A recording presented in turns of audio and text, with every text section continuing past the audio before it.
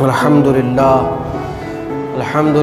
رب العالمین والصلاة والسلام علی سید الانبیاء والمرسلین اما بعد اعوذ باللہ من الشیطان الرجیم بسم اللہ الرحمن الرحیم قل یا ایہا الکافرون وقال اللہ تبارک وتعالی فی شأن حبیبہ اجلالا و اکراما ان اللہ وملائکتہ یصلون علی النبی یا ایہا الذین آمنوا صلوا علیہ وسلموا تسلیما اللہم صلی علی سیدنا حبیبنا مولانا محمد وعلی آلہ وصحبہ افضل صلواتک وعدد معلوماتک وبارک وسلم۔ عزیزان محترم، اللہ جل شانہ کا بہت بڑا احسان ہے، فضل و کرم ہے۔ اللہ رب العزت نے ہم کو نبی مکرم تاجدار حرم احمد مصطفیٰ محمد مصطفیٰ صلی اللہ علیہ وسلم کی امت بابرکت میں پیدا فرمایا ہے، اور الحمدللہ جیسا کہ آپ جانتے ہیں کہ قرآن مجید کی مختصر سی صورتوں کے حوالے سے آپ حضرات کے سامنے الحمدللہ کافی مہینوں سے مختصر سے انداز میں تفسیر عرض کرنے کی سعادت حاصل کی جا رہی تھی۔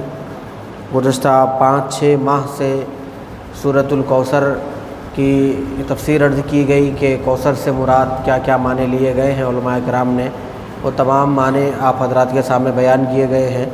انشاءاللہ تعالی اسی سلسلے کو آگے بڑھاتے ہوئے مزید اس کے بعد ایک سورہ ہے سورۃ الکافرون، انشاءاللہ تعالی اس سورہ کے اوپر تھوڑی سی گفتگو کریں گے انشاءاللہ۔ اللہ نے اگر چاہا تو اللہ کرے کہ ہم سب کو یہ گفتگو سمجھ میں آئے۔ حضور اکرم صلی اللہ علیہ وسلم کی امت مبارک پر اللہ تبارک و تعالیٰ نے ایک ایسا بابرکت مقدس کلام نازل فرمایا ہے کہ اس کلام میں سب سے زیادہ جس چیز پر زیادہ جو توجہ دی گئی ہے وہ یہ ہے کہ شرک اور کفر سے بیزاری کی جو ہے نا تعلیم دی گئی ہے، اور شرک اور کفر کے مضامین کو اللہ تبارک و تعالیٰ نے سب سے زیادہ قرآن مجید میں ارشاد فرمایا ہے۔ آپ اگر دیکھتے ہیں کہ قرآن مجید کی آپ جملہ 114 صورتوں کو آپ پڑھیے، اس میں آپ کو زیادہ تر جو ٹاپک ملیں گی کفر اور جو ہے نا شرک کے بارے میں ملیں گی، ایمان اور کفر کے بارے میں ملیں گی، اور بہت سے مقامات پر آپ کو ایسا ملے گا کہ کہیں پر کفار کا ذکر ہوگا تو ساتھ میں ایمان والوں کا ذکر ہوگا، ٹھیک ہے، کہیں ایمان والوں کا ذکر ہوگا تو ساتھ میں کفار کا ذکر ہوگا، کہیں جنت کا ذکر ہوگا تو ساتھ میں دوزخ کا ذکر ہوگا، اگر کہیں دوزخ کا ذکر آ رہا ہے تو کبھی جو ہے نا جنت کا ذکر آئے گا۔ اس طرح سے جو ہے نا جڑا کر جو ہے نا آپ کو قرآن مجید میں ٹاپکس آپ کو ملیں گے۔ تو جملہ قرآن مجید میں جس ٹاپک پہ سب سے زیادہ زور دیا گیا وہ کفر اور شرک پہ زیادہ زور دیا گیا، کیونکہ آپ خود سوچتے ہیں اس بات کو کہ ایمان ہماری بنیادی چیز ہے، جس چیز سے ہم مسلمان بنے وہ ہمارا ایمان ہے، اور جس سے اغیار کافر بنے وہ ان کا انکار ہے۔ ہمارا اقرار ہے اور ان کا انکار ہے۔ اقرار کرنے والے کو مومن مسلمان کہا گیا اور انکار کرنے والے کو کافر اور مشرک کہا گیا۔ تو دونوں کا دار و مدار صرف ایک ہی چیز پہ ہے، وہ ہے یا تو انکار کرنا یا تو اقرار کرنا، اور ہم اقرار کرنے والے اقراری لوگ ہیں، اس لیے الحمدللہ مسلمان کہلائے۔ تو اللہ تبارک و تعالیٰ نے انسان کو پیدا ہی کیا تاکہ انسان اس کی عبادت کرے۔ اس کی عبادت کب کریں گے؟ جب اس کو اپنا معبود بنائیں گے تب عبادت کریں گے نا بھائی، جب اس کو اپنا خالق مانیں گے، اپنا مالک، اپنا رازق مانیں گے، اس کو سب کچھ جب اپنا مانیں گے تو اس کی عبادت کریں گے۔ تو مطلب کیا ہوا؟ عبادت سے بھی مقدم ایمان ہوا۔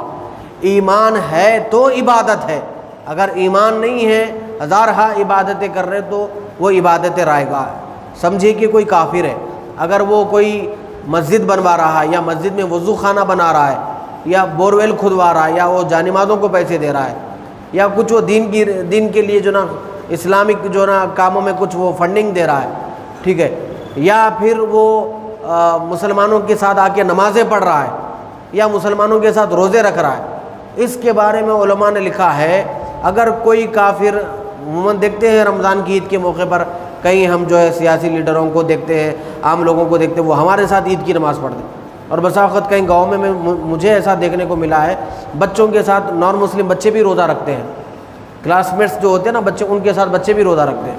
اس کے بارے میں یہ کہا گیا کہ اگرچہ کہ وہ لوگ روزہ رکھ رہے ہیں، اگرچہ کہ وہ لوگ جو نا پیسے پے کر رہے ہیں، اگرچہ کہ وہ لوگ نماز پڑھ رہے ہیں، تو ان کی جتنی یہ لوگ جو نا اسلامی عبادات کو اپنا رہے ہیں، ان کو دنیا میں کچھ حد تک اللہ تبارک و تعالیٰ اپنی جناب سے کچھ فائدہ پہنچائے گا ان کو، لیکن آخرت میں ان کے لیے کوئی اجر نہیں ہے، اس لیے کہ ان کا ایمان ہی پختہ نہیں ہے، تو اب عبادت کا کیا فائدہ؟ تو چونکہ وہ اللہ کے حضور جھک رہے ہیں تو اللہ انہیں کچھ نواز دے گا، لیکن آخرت میں ان کے لیے کوئی اجر نہیں ہے۔ لیکن مومن کے لیے چاہے وہ رائی کا دانے کے برابر یہاں اگر خرچ کرے تو دنیا میں بھی اس کا اجر اس کو دیا جاتا ہے، بلکہ آخرت میں بھی اس کا اجر اس کو دیا جاتا ہے، کیونکہ ہماری اساس، ہمارا فاؤنڈیشن، ہماری بنیاد ایمان پر ہے، توحید پر ہے، اور توحید پہ مسلمان کبھی سودا نہیں کرتا۔ مسلمان آگ میں کودنے کو گوارا کرے گا، لیکن توحید پر کبھی کمپرومائز نہیں کرے گا، کبھی سودا نہیں کرے گا، اس لیے کہ توحید ہر مسلمان کی بنیاد ہے، اور اللہ تبارک و تعالیٰ بھی توحید کے اوپر ہی قرآن مجید میں زور لگایا، کیونکہ ساری انسانیت کی اصل مقصد ہی توحید ہے۔ اگر انسان اپنے مقصد کو بھول گیا، توحید کو بھول گیا، تو پھر انسان کی زندگی میں بچا کیا؟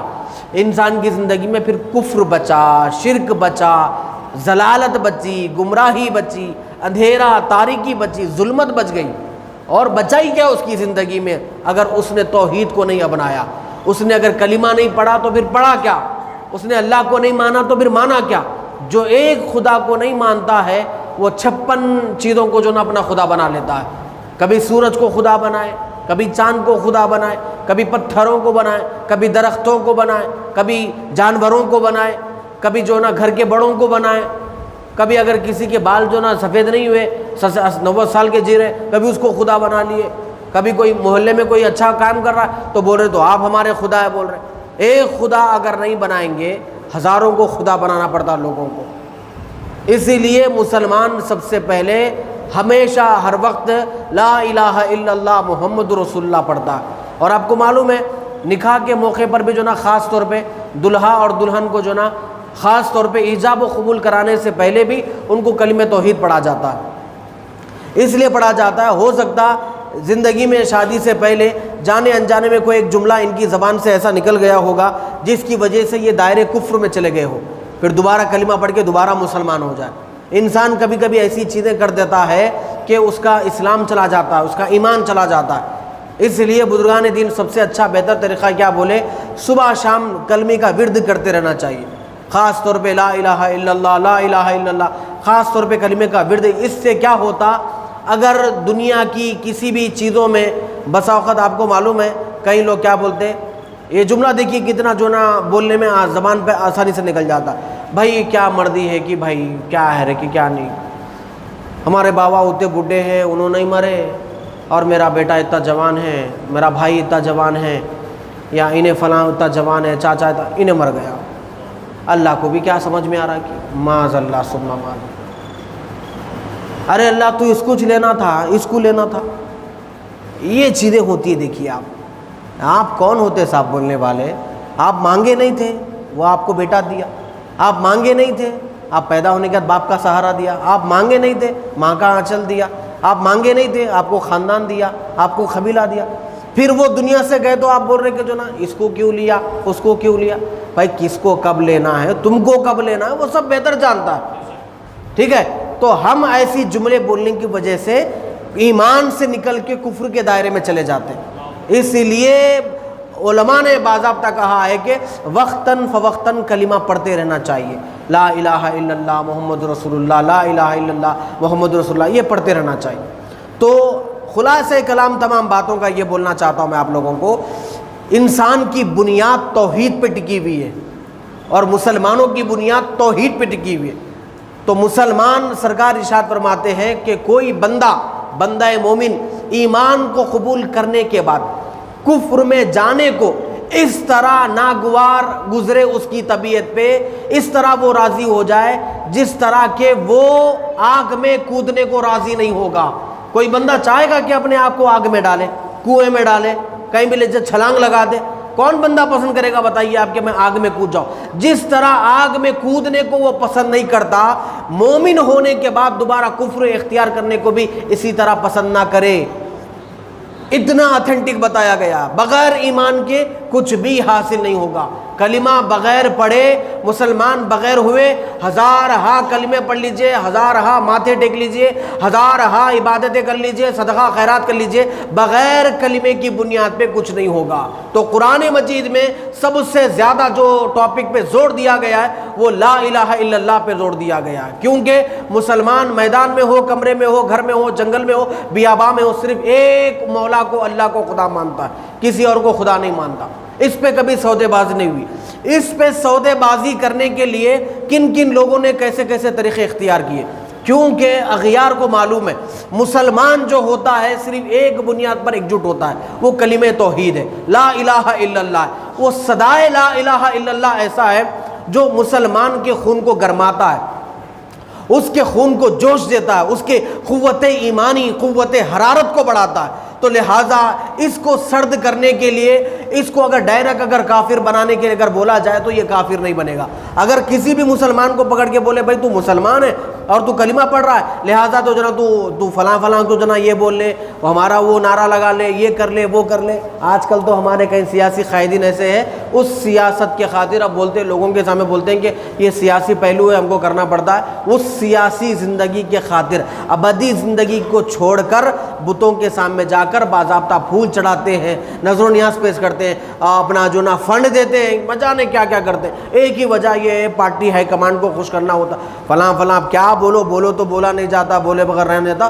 رمضان کے مہینے بھی ایسی تصویریں جو نا سوشل میڈیا پہ دیکھنے کو ملی ہے، جو کہ اسلام ان چیزوں سے بیزار ہے، اسلام ان چیزوں کو ہرگز جو نا راضی نہیں کرے گا۔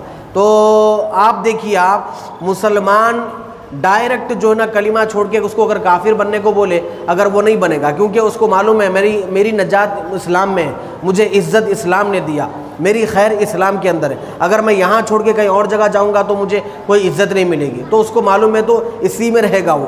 تو اغیار کیا کرتے معلوم ہے آپ کو، جس کی وجہ سے مسلمان کو ورغلایا جا سکتا ہے، وہ ایک ہی چیز ہے، مسلمان کو اپنی طرف راغب کرنے کے لیے تین بڑی چیزیں ہیں جس سے راغب کیا جا سکتا ہے۔ یہ میری بات کان کھول کر سن لیجیے آپ، تین بڑی چیزیں ہیں جس سے کسی کو بھی کفر کی طرف راغب کیا جا سکتا ہے۔ اس میں سب سے پہلی دولت آتی ہے۔ دولت سے کسی بھی انسان کو کافر بنایا جا سکتا ہے، یہ لوگوں کا ایک میتھڈ ہے، ایسا ہے، یہ لوگوں کا کہنا ہے۔ اسی لیے کہا جاتا ہے کہ جو نا اب دین کے کاموں میں جد و جہد کرنا چاہیے، آگے بڑھنا چاہیے۔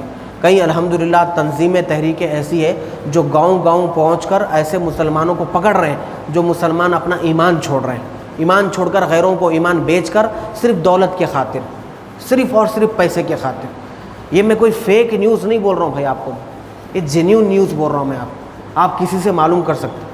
میرا بھی تعلق ایک جو نا گاؤں سے ہے تو مجھے اندازہ ہے اس بات کا۔ پیسہ وہ چیز ہے، اب اس کو مجبور ہے، اس کے شوہر کا انتقال ہوگا، وہ 4 بچوں کو کہاں سے پالے گی، اس کا رینٹ ہاؤس ہے، مکاندار کو کیا جواب دے گی وہ، اس کی مجبوری ہے، وہ کچھ بھی کرے گی اب۔ ٹھیک ہے، تو یہ چل رہا ہے، یہ گاؤں گاؤں میں چل رہا ہے۔ تو ہم کو اس لیے کہا گیا کہ دین کی خدمت زیادہ سے زیادہ کرو۔ ہمارے شہر میں اتنے لڑائی جھگڑے میں اتنے مصروف ہو گئے ہمارے معاملات میں، ہم گاؤں گاؤں جا کے کہاں خدمت کریں گے؟ الا ماشاء اللہ الحمدللہ کئی تنظیمیں، تحریکیں ایسے ہیں۔ دعوت اسلامی کا نام تو آپ نے سنا ہوگا، یہ لوگوں کے باضابطہ قافلے نکلتے ہیں۔ سمر میں اگر کہیں قافلہ نکل رہا ہے تو آپ اپنے بچوں کو ان کے ساتھ بھیجیے۔ یہ لوگ گاؤں کو جاتے ہیں، دیہاتوں کو جاتے ہیں، ماشاءاللہ کام کرتے ہیں، اچھا کام ہے اس تنظیم کا، یہ تحریک کا بڑا اچھا کام ہے، گاؤں گاؤں جا کے لوگوں کو راغب کرتے ہیں۔ تو اغیار جو کوشش کرتے ہیں نا آپ کے پیچھے، صرف 3 چیزوں پہ کوشش کرتے ہیں۔ ایک، سب سے پہلے دولت کا لالچ دیتے ہیں۔ دوسری چیز کا جو دیتے ہیں لالچ، وہ عہدے کا لالچ دیتے ہیں۔ آپ کو یہ عہدہ ملے گا، آپ کو وہ عہدہ ملے گا، آپ کو یہ بنائیں گے، آپ کو وہ بنائیں گے، جتنے بھی عہدے لگا لیجیے آپ، جتنے بھی دنیا کے پوسٹ ہیں، بلدیہ کے ہو، کلیکٹریٹ جو نا پوسٹاں ہو، ایگریکلچر پوسٹ ہو، جو سول پوسٹ ہو، کچھ بھی پوسٹ ہو، پوسٹوں کا لالچ دے کر بھی لوگوں کو اپنی طرف راغب کیا جاتا۔ تو جملہ کتنی چیزیں بنی؟ 2 چیزیں، ایک دولت کی وجہ سے راغب کیا جاتا ہے اور ایک عہدے کی وجہ سے راغب کیا جاتا ہے۔ تیسری ایک چیز جہاں پر اندرونی جو اٹیک ہوتا وہ یہ ہے، حسین وہ جمیل عورت سے نکاح کی شادی کی پیشکش کی جاتی ہے۔ اگر آپ ہماری بات کو فالو کریں گے، اب ہماری چیز کو قبول کریں گے تو ہم جو نا آپ جس عورت کو پسند کریں گے، جو آپ کی من پسندیدہ اس سے آپ کی شادی کرا دیں گے یا اس کو آپ کے انڈر کر دیں گے، آپ رہیے اس کے ساتھ زندگی مزے میں گزاریے۔ جی یہ 3 چیزیں ہیں جس سے مسلمانوں کو اپنی طرف کھینچا جاتا ہے۔ اور یہ میں آج کی تازی بات نہیں بول رہا ہوں، جو سورت کی بات میں آپ کے سامنے رکھ رہا ہوں یہ سورہ کافرون ہے۔ یہ سورہ انا اعطیناک الکوثر کے بعد یہ سورہ نازل ہوا۔ حضرت ابن عباس رضی اللہ تعالیٰ عنہما روایت کرتے ہیں کہ یہ سورہ کیوں نازل ہوا، اس کی شان نزول کیا تھی۔ سورہ نازل ہونے کی وجہ ہوتی صاحب، ہر سورہ نہیں بلکہ چند سورے چند مقامات ایسے ہیں کہ وہ سورہ کیوں نازل ہوا اس کا ایک اپنا شان نزول ہوتا ہے۔ تو یہ سورہ کیوں نازل ہوا وہ میں آپ کو بتانا چاہتا ہوں۔ اس سے پہلے بھی انا اعطیناک الکوثر سورہ میں آپ حضرات کے سامنے 6 مہینے بیان کرا، وہ 6 مہینے کی پوری ریکارڈنگ جو نا موبائل کے اندر سیو ہے، آپ جا کے جو نا یوٹیوب پہ سن سکتے ہیں۔ یہ وہ جو کیوں سورہ نازل ہوا تھا انا اعطینا، وہ اس لیے نازل ہوا تھا کہ لوگ حضور کی اولاد جب پیدا ہو کر انتقال کر جا رہی تھی تو لوگ حضور کو ابتر ابتر کہہ کے پکار رہے تھے، تو اللہ تبارک و تعالیٰ انا اعطیناک الکوثر بول کے سورہ نازل فرمایا۔ اب یہ سورت کیوں نازل ہوئی ذرا غور سے سنیے۔ یہ میں الم ترا سے لے کے والناس تک چھوٹی چھوٹی صورتیں میں آپ حضرات کے سامنے بیان کر رہا ہوں، اس لیے بیان کر رہا ہوں تاکہ جب آپ نماز میں کھڑے ہوں گے یا دیگر مقامات پہ تلاوت کریں گے، کم سے کم چھوٹی چھوٹی صورتوں کا اگر آپ کو ترجمہ یاد ہوگا، تفسیر، اگر میں باضابطہ ان صورتوں کا ترجمہ لے کے اگر بیٹھوں گا، میں جمعہ کو چھوڑ کر کسی اور موقع پہ لے کے بیٹھوں گا تو یقین جانیے کوئی بھی نہیں آئے گا، مجھے معلوم ہے کوئی بھی نہیں آئے گا، کیونکہ آلریڈی 4 سال سے میں اس مسجد میں بیٹھ رہا ہوں، اللہ ماشاءاللہ لوگ آتے ہیں، جو سیریس پرسن ہوتے ہیں صرف وہ لوگ آتے ہیں۔ 4 سال سے میں اتوار کے دن بعد نماز ظہر اس مسجد میں درس قرآن دے رہا ہوں، جو ماشاءاللہ سیریس لوگ ہیں بس وہی آتے ہیں، ورنہ اتوار کو لوگ گھروں میں بیٹھ کے بھی نہیں آتے۔ اس لیے میں نے سوچا چلو ٹھیک ہے بھائی، آپ نہیں آ رہے نا، جب آپ آئیں گے تبھی آپ کو سنائیں گے، اسی لیے میں جمعہ کو سنا رہا ہوں آپ کے سامنے، کیونکہ اتوار کو تو آپ سے ہماری ملاقات نہیں ہو رہی، شاید آرام کا دن ہوگا آپ کا، تو جمعہ کو تو نماز کو کیسے بھی آئیں گے آپ، اور تھوڑا وقت سے پہلے اگر آ جائے تو انشاءاللہ آپ کو یہ باتیں بتانے مجھے سہولت ہو جائے گی۔ سورہ کافرون دیکھیے، آخری جو نا 10 صورتوں میں سے ایک صورت ہے، آخری صورتوں میں سے سورہ کافرون۔ یہ سورہ اللہ کیوں نازل فرمایا وہ دیکھیے آپ، جب سے جو میں اتنی باتیں میں آپ کو بتاؤں، یہ سورہ اس لیے نازل کیا گیا کہ حضور اکرم صلی اللہ علیہ وسلم سے لوگوں نے آ کر کہا، اے محمد صلی اللہ علیہ وسلم، یہ آپ توحید کا نعرہ لگانا چھوڑ دیجیے، یا آپ وحدانیت کی بات کرنا چھوڑ دیجئے، یہ اسلام کی بات کرنا آپ چھوڑ دیجئے، اور آپ کے نبی ہونا، یہ خدا ہونا، وحدہ لا شریک ہونا، یہ لا الہ الا اللہ، یہ باتیں کرنا آپ چھوڑ دیجئے۔ تو حضور اکرم صلی اللہ علیہ وسلم ظاہر سی بات ہے یہ لوگوں کی بات پہ آ کے تو جو نا بات سن کے جو نا حضور تو اپنا کام روکنے والے نہیں تھے، حضور نے بدستور اپنا کام جاری رکھا، لوگ کلمہ پڑھ کے مسلمان ہونے لگے۔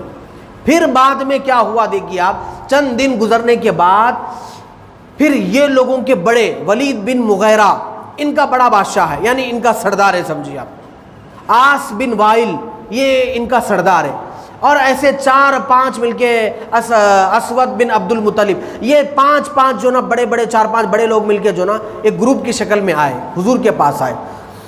اس کو تفسیر ابن ابی حاتم میں روایت کیا گیا ہے، وہ لوگ سرکار کے پاس آئے، آ کے عرض کرنے لگے، اے محمد صلی اللہ علیہ وسلم، ہم آپ سے کچھ بات کرنا چاہتے ہیں، سیریس بیٹھ کے بات کرنا چاہتے ہیں، سمجھیے کہ آپ بہت بڑی ہنگامی ایک سیریس میٹنگ ہوئی، ایک حضور تشریف فرما تھے اور 5 لوگ، یہ 5 لوگ کون تھے؟ کوئی عام لوگ نہیں تھے، یہ مکے کے پاورفل لوگ تھے، ان کے پاس سونا تھا، ان کے پاس سرداری تھی قبیلے کی، ان کے پاس عزت تھی، سب کچھ تھا، اور ان کی بات کو حرف اخیر مانا جاتا تھا۔ ولید بن مغیرہ کوئی چھوٹا موٹا آدمی نہیں تھا، بڑا آدمی تھا، آس بن وائل بھی ایک قبیلے کا سردار تھا، بڑا آدمی تھا، ایسے روسائے مکہ یہ لوگ آئے سرکار کے پاس بیٹھے کہ آپ یہ کام کرنا چاہتے، سرکار نے فرمایا کہ میں تو کبھی چھوڑنے والا ہوں، اس کا سرکار نے کبھی کام چھوڑا، کام بدستور جاری ہے۔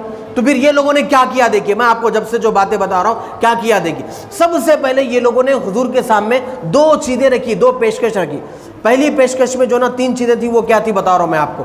پہلی پیشکش سرکار کی بارگاہ میں یہ کیا گیا کہ اے محمد صلی اللہ علیہ وسلم، پورے مکے کا آپ کو بادشاہ بنا دیں گے ہم۔ کیا بولیے بولو بھائی، پورے مکے کی آپ کی سلطنت آپ کو دے دیں گے، آپ کو بادشاہ بنا دیں گے، بس شرط یہ ہے کہ آپ یہ دین کا کام کرنا چھوڑ دیجیے۔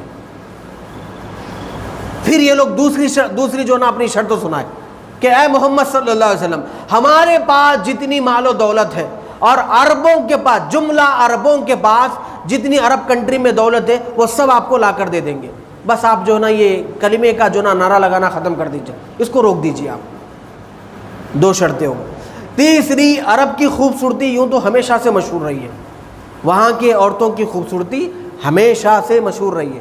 ہندوستان دیگر کنٹریوں تو جو نا بہت بات کی بات ہے، عرب کی خوبصورتی ہمیشہ سے مشہور ہے۔ سرکار کی بارگاہ میں کہا گیا کہ آپ کو ہم عرب کی خوبصورت سے خوبصورت عورت آپ کے نکاح میں دے دیں گے۔ تین چیزیں بتائی گئی ہیں، یہ تین چیزیں بتائی گئی کہ آپ یہ تین چیزوں کو قبول کر لیجئے اور یہ اسلام کا کام کرنا چھوڑ دیجئے۔ حضور اکرم صلی اللہ علیہ وسلم نے ارشاد فرمایا، ارے نادانو، اگر تم میرے ایک ہاتھ میں سورج اور دوسرے ہاتھ میں چاند لا کے رکھے تو بھی میں کلمے کا کام کرنا نہیں چھوڑوں گا۔ آ رہی بات سمجھ میں؟ حضور تو یہ کام سے پیچھے ہٹنے والے نہیں تھے۔ اب یہ لوگوں کی میٹنگ تو فیل ہو گئی، یہ فارمولہ تو فیل ہو گیا۔ پھر سیکنڈ فارمولہ دیکھیے آپ کیا تھا۔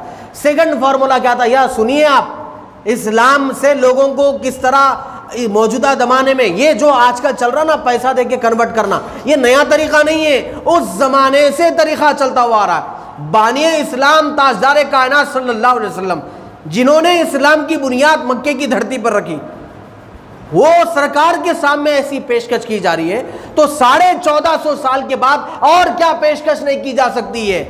ذرا سوچیے آپ، میں جو بات بول رہا ہوں بہت غور طلب بات ہے، یہ سوچنے سمجھنے کی بات ہے۔ یا تو عہدے کا لالچ دیں گے، یا تو عورت کا لالچ دیں گے، یا تو پیسے کا لالچ دیں گے، تین میں سے دے کر کچھ نہ کچھ دے کر اپنی طرف راغب کریں گے۔ یا تو کچھ لوگوں سے اگر کوئی آدمی مضبوط ہے، بولا میں تمہاری ایک ایک چیز کو قبول نہیں کروں گا، بھائی دین بھی چیز لے لے، عورت بھی لے لے، عہدہ بھی لے لے، پیسہ بھی لے لے، بس ہمارے پاس آ جا۔ اب ایک بار جب ان کی بات مان کے ان کی طرف چلا گیا، کلمہ پڑھنا چھوڑ دیا، تو پھر قوت ایمانی اس کے اندر کمزور ہوتی ہے، پھر وہ بزدل ہو جاتا ہے، وہ تاریکیوں میں چلے جاتا ہے۔ جب یہ ہمارے اندر آ جائے گا تو اسلام خود بخود ختم ہو جائے گا۔ اگر میں ڈائریکٹ جا کے اس کو بولوں گا بھائی تو ہمارا کلمہ پڑھ لے یا ہماری بات مان لے، تو کون کیوں مانے گا؟ لہٰذا ماننے کے لیے اس کی اندر کی چیزوں کو ورغلاؤ۔ مسلمان کو پیسہ چاہیے، غریب مسلمان کو دے دو، اس کو عورت چاہیے ہوتا تو دے دو، اس کو عہدہ چاہیے ہوتا تو دے دو، دے کے اپنی طرف ورغلاؤ۔ یہ بانی اسلام کے سامنے پیش کی گئی تو ہم کیا چیزیں بولی آپ؟ آ رہی بات سمجھ میں؟ اگر میں آپ کو یہ بات بول رہا ہوں آندھرا کے چھوٹے چھوٹے گاؤں میں یہ ہو رہا، نہیں مولا نہیں ہو رہا، کیسا نہیں ہو رہا میرے بھائی؟ 1450 سال پہلے ہوا ہے تو اب کیوں نہیں ہوگا؟ اس دور میں ہوا جب ٹیکنالوجی نہیں تھی، اس دور میں ہوا جب موبائل نہیں تھا، اس دور میں ہوا جب دیکھنے کے لیے کچھ نہیں تھا جی، اب اس دور میں کیوں نہیں ہوگا؟ یا یوں سمجھیے آپ، اس دور میں آپ کو سود میں لگایا جائے گا، اس دور میں عورت آپ کو سامنے تو لا کے نہیں دی جائے گی لیکن موبائل میں دکھائی جائے گی تاکہ اندر سے آپ کمزور ہو جائے، یعنی مسلمان تو رہے لیکن نام نہاد مسلمان رہے۔ پہلے ویسی کوشش کی گئی، اب ایسی کوشش کی جا رہی۔ پھر بعد میں کچھ سمجھ میں بھی آیا ہوں گا، یہ لوگوں کو یہ سمجھ میں ہوگا نہیں بھائی یہ لوگوں کو پیسہ دیے تو بھی نہیں ہوتے، یہ لوگوں کو عورت دیے تو بھی نہیں ہوتے، یہ لوگوں کو عہدہ دیے تو بھی نہیں مانتے لوگ۔ کیوں نہیں مانتے بول تو اگر اس کے دل میں خواہش بھی اگر ہے، عورت کی دولت کی جو نا پیسے کی خواہش بھی اگر ہے، عہدے کی خواہش ہے تو بھی نہیں لیتا، اس لیے نہیں تھا کہ وہ آزو بازو والے کیا بولتے کہ ارے نے مسلمان تھا بھائی۔ اب لوگوں جو نا اس کے اوپر لان تان کرے، ہو سکتا کئی لوگ جو نا مسلمانوں کے اندر ایسے ہو جو اسلام کو چھوڑ کر کفر کو اختیار کرنے پر خاندان قبیلے والے ٹوکیں گے، باتاں کریں گے، تانے ماریں گے، لہذا کیا کرنا، کچھ لوگ ایسا مسلمان ڈائریکٹ نہیں ہوتے، لہذا اس کو مسلمان ہی رہنے دو، اس کو انہیں کلمہ پڑھانا، اس کو کلمہ ہی پڑھنے دو، مسلمان ہی رہنے دو، لیکن اس کو اندر سے کھوکھلا کرو۔ اندر سے کھوکھلا کیسا کرنا؟ جو چیزیں تم اس کو ڈائریکٹ نہیں دے رہے، عہدہ جو تم اس کو ڈائریکٹ نہیں دے رہے، پیسہ جو ڈائریکٹ نہیں دے رہے، عورت جو ڈائریکٹ نہیں دے رہے، وہ ہر چیزیں انڈائریکٹ دیو۔ پیسہ ڈائریکٹ ایسا دیا جاتا ہاتھوں میں ہاتھ، اب اس کو انڈائریکٹ کیسا دیو؟ وہی پیسے کو سود کی شکل میں دیو، اس کی سود کی لت کو لگا دو اس کے سامنے۔ 1000 روپے دینا، 2000 روپے لینا، 2000 روپے دینا، 3000 روپے لینا، بینک انٹرسٹ، وہ یہ تمام چیزیں کئی سی چیزیں ہیں، بہرحال اس کو سود میں ملوث کر کے سود کا پیسہ جاتے جاتے جاتے جاتے منحوس ہو جائے گا، اس کے اسلام کے مطابق وہ کمزور ہوگا۔ پھر کیا ہوگا؟ عورت اس کو ڈائریکٹ پیش میں نہیں کر سکتے تم، ڈائریکٹ وہاں سے لا کے یہاں پہنجے، اس کو اندرونی طور پر عورت کو پیش کرو۔ وہ کیا کرو؟ عورتوں کو بناؤ، سنگارو، سوارو، کپڑے چھوٹے پہناؤ، سوشل میڈیا کے اتنے ذریعے نکالو کہ ود ان سیکنڈ کے اندر اگر وہ گناہ کرنا چاہ رہا ہے، آنکھوں کا زنا کرنا چاہ رہا ہو، ود ان سیکنڈ کے اندر موبائل کے اندر وہ کوئی بھی گناہ دیکھ سکے۔ دیکھتے اس کی نگاہ گندی ہو جائے اور نگاہ سے گناہ منتقل ہوتے ہوتے دل گندا ہو جائے۔ سمجھ میں آ رہی میری بات آپ کو؟ جی بولیے، سمجھ میں آ رہی ہے؟ اللہ کرے سمجھ میں آ جائے آپ کے۔ پھر رہی بات عہدے کی، اب وہ کہیں نہ کہیں سے عہدہ مل جائے گا، کسی کو دباؤں گا، کسی کو نوچوں گا، کچھ بھی عہدہ مل جائے گا۔ بانی اسلام کے سامنے 3 پیشکش کی گئی، حضور اکرم صلی اللہ علیہ وسلم نے وہ تینوں کو ریجیکٹ کر دیا، میں نہیں مانوں گا تمہاری بات کو، سرکار نے ارشاد فرمایا۔ دوسری پیشکش سنیے آپ کیا ہے، دوسری کیا بولے وہ لوگ سرکار کی بارگاہ میں، اے محمد صلی اللہ علیہ وسلم، ٹھیک ہے آپ کو دولت نہیں چاہیے، آپ کو عورت نہیں چاہیے، آپ کو جو نا عہدہ نہیں چاہیے، ٹھیک ہے کوئی بات، ٹھیک ہے اب ایک کام کریں گے، دوسرا کام کریں گے۔ بولے وہ کیا ہے؟ تو وہ لوگوں نے کہا 1 سال آپ ہمارے خدا کی عبادت کرو، 1 سال ہم آپ کے خدا کی عبادت کریں گے۔ آ رہی بات سمجھ میں آ رہی میری؟ ارے بولو نا، سمجھ میں آ رہی نہیں آ رہی بھائی؟ ہاں میں کچھ کھلے چیزاں بول رہا ہوں آپ کو تاکہ سمجھ میں آئے، میں آپ کو کچھ سمجھانا چاہ رہا ہوں، کوئی چیز بولنا چاہ رہا ہوں، اس کو غور سے سنیے آپ۔ یہ لوگ پہلے 3 چیزوں کی پیشکش کرے، سرکار اس کو ریجیکٹ کر دیے، پھر دوسرا کیا بول رہے ہیں آپ؟ 1 سال آپ ہمارے خدا کی عبادت کرو۔ سمجھ رہے ان کا ذہن، یہ بات سے ان کا ذہن، دیکھیے انسان زبان سے جو بھی بولتا ہے اس کا مطلب یہ ہے کہ اس کے مائنڈ میں کچھ چل رہا، مائنڈ میں کچھ ہے تو زبان میں کچھ آیا نا جی، ہاں بسا وقت ایسا ہوتا مائنڈ میں کچھ اور ہوتا، زبان میں کچھ اور ہوتا، تو اس کا مطلب ان کی زبانی ان کی ذہنیت کو اشکار کر رہی، یہ ان پٹ کیا سوچ رہے وہ بتایا جا رہا، یہ بولا جا رہا ہے کہ گویا کہ وہ لوگ یہ کرنا چاہتے ہیں 1 سال تم ادھر ہو جاؤ 1 سال ہم ادھر ہو جاتے۔ اب ان کو معلوم ہے اگر یہ پیشکش قبول ہو گئی، اگر کئی مسلمان اگر ہمارے پاس 1 سال کے لیے اگر آ گئے تو ہم وہ 1 سال کے اندر ان کو وہ 3 چیزیں بھی دے دیں گے جو جس کو نہیں مانتے تھے یہ لوگ۔ کون سے؟ اگر 1 سال یہ لوگ ہمارے خداؤں کی عبادت کر لیے تو وہ 3 چیزیں دیں گے۔ یہ 1 سال دیکھو بھائی تم ہمارے پاس ہے، تم ہمارے خدا کی عبادت کر رہے لہٰذا ہمارے طرف سے تحفہ ہے سمجھو، بینیفٹ سمجھو، یہ عورت سے شادی کر لو، یہ اتنا پیسہ لے لو۔ ہاں 1 سال کے بعد تم جو پلٹ کے چلے جا رہے نہیں، پھر مسلمان ہو رہے نہیں، پھر ہم یہ سب لے لیتے، وہ عورت کو بھی لے لیتے، وہ پیسہ بھی لے لیتے، وہ پوچھ بھی لے لیتے، پھر آدمی پلٹ کے جاتا ادھر۔ ارے بولو نا جی، ہاں یہ ہے کافروں کی سازش ذہنیت۔ اور میں آپ کو ایک بات بولوں، جہاں تک مجھے جو سمجھ میں آتا ہے نا، کافروں کا اتنا مائنڈ نہیں تھا ایر پھیر کرنے کا، ہیرا پھیری کرنے کا، اتنا مائنڈ نہیں تھا، کیونکہ وہ لوگ کھاتے پیتے لوگاں تھے، عیاشی کے لوگ تھے، کفار مکہ جو تھے۔ ان کو پریپریشن جو کراتے تھے نا وہ یہودی تھے۔ بولیے کون تھے؟ بولو جی، یہودی عیسائی لوگ تھے۔ 3 گروپ سے آپ کو میں ہمیشہ سے بتا رہا ہوں، ذہن میں رکھیے، یہودی، عیسائی، کافر۔ یہ کافر جو نا زیادہ پڑھے لکھے لوگ نہیں تھے، یہ لوگ جنگلی جو نا ایک دم جانوروں کو چرانا، کھانا پینا، شراب کباب، اس میں زندگی تھی لوگ۔ یہ عیسائی اور یہودی یہ جو 2 پارٹیاں ہیں نا، یہ لوگ اسٹرانگ لوگ تھے، پڑھے لکھے لوگ تھے، کیونکہ عیسائی انجیل کو مانتے تھے تو انجیل کا ایجوکیشن ان کے پاس تھا، یہودی تورات کو مانتے تھے، تورات کا ایجوکیشن ان کے پاس تھا، تو دونوں پڑھے لکھے گروپ آتے۔ وہ دونوں پڑھے لکھے گروپ کیا کرتے تھے؟ کافروں کو ٹیچنگ دیتے تھے، تم جاؤ، تمہاری ایریا میں پیدا ہوئے نا محمد صلی اللہ علیہ وسلم، جو ہمارے مکے میں پیدا ہوئے، اچھا وہ قبیلے بنی ہاشم سے پیدا ہوئے نا، عبداللہ کے گھر میں پیدا ہو نا، جی ہاں جی ہاں، پھر جاؤ تمہارے قبیلے کے ہیں، تمہارے پڑوسی ہے، مکے کے قریب رہتے، جاؤ پوچھو، ایسا پیشکشاں کرو، کبھی بولو یوسف علیہ السلام کو کنویں میں کیوں ڈالا گیا تھا، ہاں یاجوج ماجوج کون ہے، قیامت کب آتی، سوال کرو بھائی، اگر وہ سچا نبی ہے تو جواب دے گا۔ سمجھ میں آ رہی میری بات آپ کو؟ تو ایسا ٹیچنگ باضابطہ پریپریشن کرا کے بھیج، بولو جا کے جو نہ پوچھو کہ اصحاب کہف کون تھے، مکہ کہاں ہے، مسجد اقصی کہاں ہے، خدا کہاں ہے، اس کی صفات کیسی ہے۔ یہ جتنے قرآن میں آپ کو واقعات ملیں گے یہ سب کفار مکہ سرکار سے آ کے سوالات کرتے تھے اور حضور جواب پہ جواب، جواب پہ جواب، جواب پہ جواب، جواب پہ جواب دیتے جاتے تھے۔ وہ لوگ پہلے جا کے یہ بولے کہ 3 چیزوں کی پیشکش کرو، اگر وہ تمہارا نبی نہ مانے تو نبی سے کہو 1 سال آپ ہمارے خداؤں کو مان لیجئے، ہم 1 سال آپ کے خداؤں کو مان لیں گے۔ اس وقت اللہ تبارک و تعالی دو ٹوک انداز میں ایک سورہ نازل فرمایا، ایک سال ادھر ایک سال ادھر، صنم کے بن کے رہیں گے، سمت کے بن کے رہیں گے، ایسا نہیں چلے گا۔